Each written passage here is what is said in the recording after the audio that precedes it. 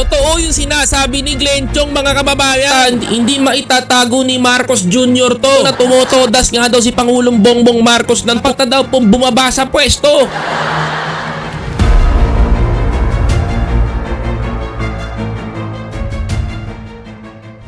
Sinabi na kasi, totoo yung sinasabi ni Glenn Chong, mga kababayan. Totoo. Kitang-kita ng dalawang mata ko, mga kababayan ko. Totoo ang sinasabi ni Glenn Chong at hindi maitatago ni Marcos Jr. to. Actually, mga kababayan ko, totoo po yung sinasabi ni Glenn Chong dito na tumotodas nga daw si Pangulong Bongbong Marcos ng toothpick. Ganyan talaga dapat itong si Marcos Jr. na pinangalandakan nila, dapat na daw pong bumaba sa pwesto.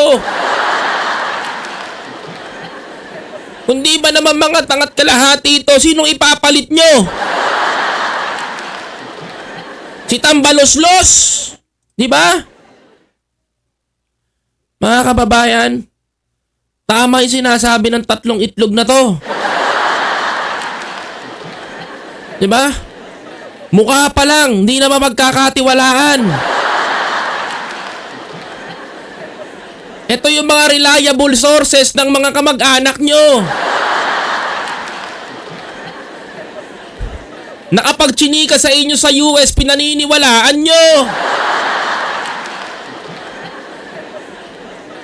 Ito na po ngayon yung bagong modernong mga vlogger, mga kababayan ko. Sila na po yung mga dapat pagkatiwalaan ng mga Pilipino.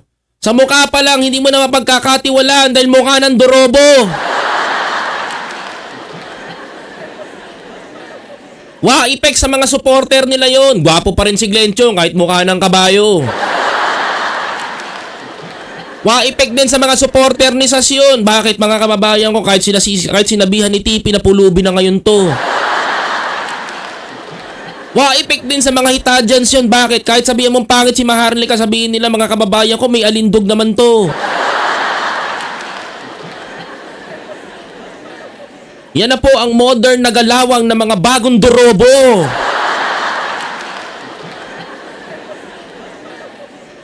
Duterte kayon. Balik nyo. Sige, balik nyo. Gusto nyo si Duterte bumalik? Walang problema.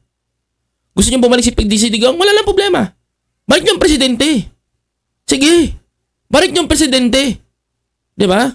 Tapos pag nagurgur yung kamag-anak nyo, magsasabi kayo, diktador si Duterte.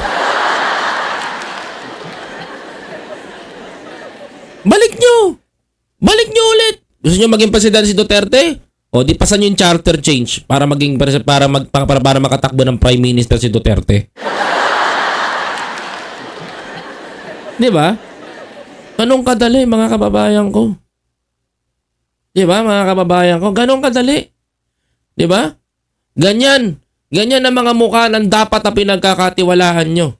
Anyway, ladies and gentlemen, to all my subscribers, welcome to Kwentong Baboy once again. Alright, mga kababayan ko, una sa listahan ng Kwentong Baboy ngayong gabi na to, eto. actually nung New Year, di ba? Nung New Year's Eve. Liwanagin ko lang disclaimer. Nung New Year daw, pinangangalandakan itong tatlong unggoy na to, mga kababayan.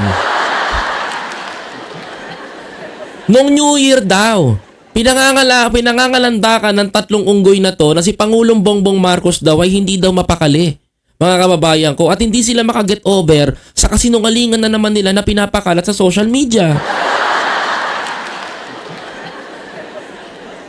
Di ba? Na sinasabi daw nila, mga kababayan ko, natatakot daw si Pangulong Bongbong Marcos at si FL Lisa na mailabas daw nila at isabay daw sa pasabog yung kanilang pulburon, mga kababayan. Tingnan nyo to panoorin nyo hanggang dulo. Tingnan nyo kung gaano kakapal at ano ang katotohanan. Nilabas ko ang video na to. Nagkakagulo sila, natataranta sila kasi baka isabay natin sa fireworks yung pulboronic video. Baka daw isabay daw yung pulboronic video, mga kababayan ko. Tignan mo to si Glenn Chong kung paano naniniwala kay Maharlika. Kumbaga ganito sabi ko sa inyo, mga K9 yan Kumbaga ganito, ang leader ng mga aso si Maharlika. Ang kaliwang kanan niya si Glenn Chong. Ang kanang kamay niya, sino ba to? Si Sas. Mga kababayan ko. Ayoko pangalanan si Joey, kaibigan ko si Joey, wag si Joey. Diba? Eto mga kababayan, ito eksena nila. Gumawa itong mga detail ng mga kwento na sinasabi na si Pangulong Bongbong Marcos na tetreten sa kanila. Kailan na-threaten si Marcos Jr. sa inyo? Katakot-takot ba kayo? Mas takot pa nga sa multo si Bongbong kaysa sa mga sinasabi Yan, ninyo. nakarating sa akin. Di ba mga kababayan? O, tuloy natin ang chika. O, chika ng lola nyo. Okay. Ang akala nila na balisang-balisa daw si Ahas at si Kuting nung New Year's Eve na makisabay ng, ng ating mga puting ahas. Hoy, anong balisang-balisa si Kuting at si Ahas? Pinagsasabi mo, nagpa-party yung dalawa. Hindi ba naman jirabulo, di ba? Mga kababayan ko, nang jukang nila na to. Natatakot si Bongbong, nagpa-party nga sila doon ng New Year's Eve. Nakita ko yung video. Di ba? O, alam ko saan sila nag-New Year, saan sila nag-Pasko, mga kababayan ko. Ha? Alam ko saan sila nag-Pasko, tsaka nag-New Year. Di ba? O, doon sa nanay nila, na sila nag-Pasko sa Makati, para malaman mo. Matataranta, nagpuputukan, nagtutuwaan nga sila. Sa pa. Napasa, yung fireworks. So, yun. So, talagang, imagine mo, hindi sila nakakapag-enjoy kahit sa dami ng perang kinamtam nila, kahit sa gaano kasarap ang kinakain nila galing sa pera ng bayan. O, kita mo. Hindi ba naman tanga-tanga talaga to? Diba? Imaginein mo, paano magkaka-access sa pera si Bongbong Marcos, si Marcos Jr. sa pera ng taong bayan? Eh, si Antonio Balisacan, si Balisacan, tsaka si Jokno ang naihawak ng finance. Oh. Sasabihin na naman niya, nangamkam si Marcos Jr. ng pera ng taong bayan. May ebidensya ba siya? Yung mga jutang Juni na naman ng mga followers niya, ay, ang galing ni Maharlika na tetris niya kahit wala. Sabi ko nga sa inyo, ang bagong manguhula ng Pilipinas, si Maharlika. Tinalo niya na si Rudy Baldwin, mga kababayan ko, at si Joy Costura sa panghuhula. Biruin niyo mga kababayan, sa 10 sinabi ni Maharlika, 11 ang mali. Diba? Oh, tuloy natin. Wala silang peace of mind kasi nasa isip nila tayo mga dragons. Paano kayo isipin nun? Paano sabihin yung dragon? Sa kakapal na mga mukha na to, mga baboy kayo.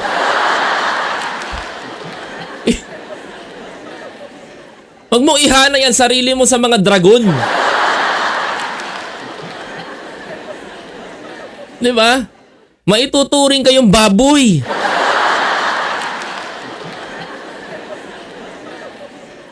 Jotak Jen lang. Ano itong mga Jotak Jen ng dragons na to? Ano na naman kaya ipapasabog dito sa bagong taon? So talagang literally, natataranta sila sa atin. Yun yung totoo. Natataranta. Nagpa-party nga. Kulit mo. You know what? There's in that message. Tingnan nyo si Glenn Chong Tingnan nyo si Glenn Chong Yung message of Pulboronic video, mga kababayan. The message of Pulboron video daw ha. Si Glenn Chong magpapasabog ng pulburon video. Totoo ba ito, mga kababayan? Alamin natin. Si Glenn Chong magpapasabog daw ng pulburon video ha. Tignan nyo to kung gaano kasinungaling tong mga to. Alam ni Lisa yan at alam ni Bongbong. The moment Alam daw ni Lisa, alam daw ni Bongbong. it comes out, goodbye to the presidency. Kapag nalaman daw ng sambayan ng Pilipino, goodbye daw to the presidency. Sino ba may hawak ng pulburon at tagpakalat? Di ba si Maharlika? Di ba? Mga kababayan ko, sinakyan ni Macaranyas, sinakyan nitong mga general na pulpul, mga kababayan. Di ba? Ang unang nagpaputok niyan si Maharlika. Etong si Glenn Chong, late updated, mga kababayan ko. Tignan nyo kung gaano kasasangaya mga may ebidensya ako dito. Hanggang sila sa poder. Because no right-thinking Filipino will allow na yung Pangulo ay drug-addict. Sinabihan pa ni Glenn Chong na drug addict. Hindi mo pa nga napapatunayan eh. Pero ako may patunay ako dito na yung gawa-gawa ni Maharlika. Ito. Expose ko na itong aking video. By the way, linawin ko lang, wala sa akin ang video. Ano pang inaano mo, Glenn Chong? Sa bibig na nga nang galing ni Maharlika. In-expose niya tong video pero wala sa kanya yung video. It's clear. Expose ko na itong At ang video, by the way, linawin ko lang, wala sa akin ang video. At ang video, by the way, linawin ko lang, wala sa akin ang video. At ang video, by the way, linawin ko lang, wala sa akin ang video. Walk the warga sa iba sa Eh kasi wala mang iba yung wala ko ikaw walk the warga sa iba sa Eh kasi wala mang iba yung wala ko ikaw walk the warga sa iba sa Eh kasi wala mang iba yung wala ko ikaw Dugo. Aawit, di ba, mga kababayan? Ang lakas, di ba?